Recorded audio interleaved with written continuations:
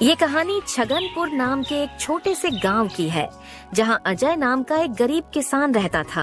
अजय के परिवार में उसके अलावा उसकी पत्नी सीमा और एक बेटा राजू था, जिनके साथ वो बहुत खुशी खुशी रहता था।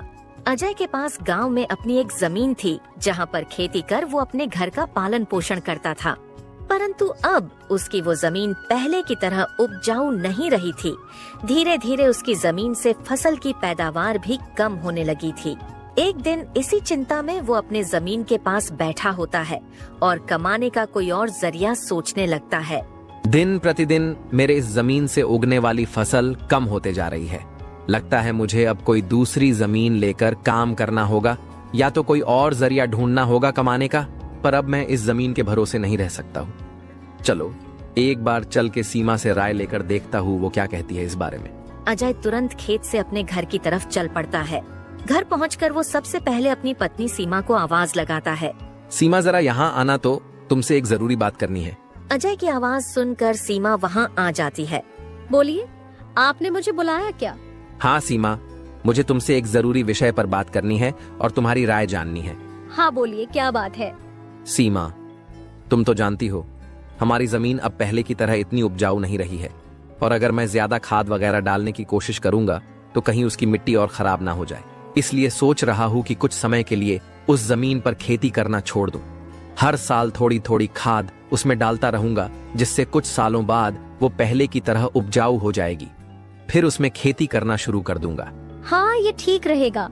इससे आपकी जमीन भी सही रहेगी और उसमें उगने वाली फसल भी। हाँ, पर तब तक मैं क्या करूं? क्योंकि मेरे पास दूसरी तो कोई जमीन नहीं है, तो घर का खर्च चलाने और राजू के पढ़ाई के लिए कहां से पैसे जुटा पाऊंगा। आप एक काम क्यों नहीं करते, एक बार जाकर गांव के जमींदार काका से मिल लीजिए।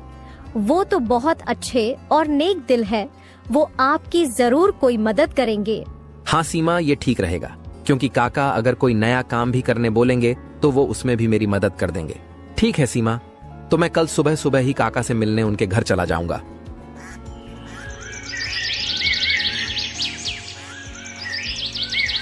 अगली सुबह अजय जमींदार से मिलने उसके घर के लिए चल पड़ता है।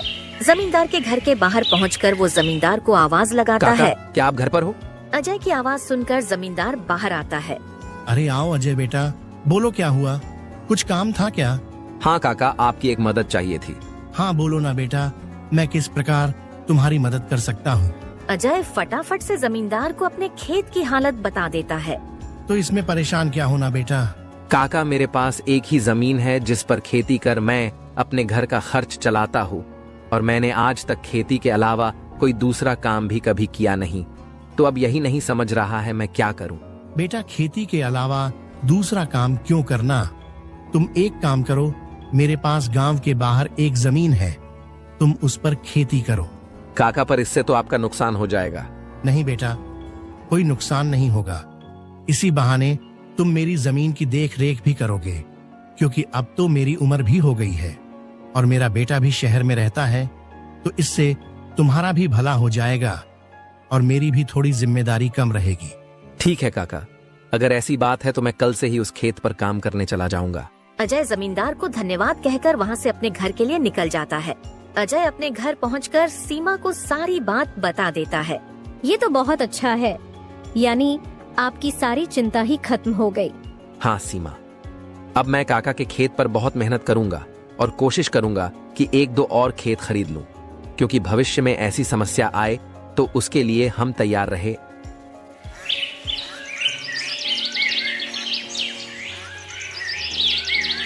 अगली सुबह अजय जमींदार के खेत पर काम करने निकलने वाला होता है तो सोचता है, काका की जमीन गांव के बाहर है, तो शायद शाम को आते आते देर हो जाए, इसलिए सीमा को बोलकर जाता हूँ। सीमा, जरा यहाँ आना तो। अजय को बुलाता सुन सीमा वहाँ आती है।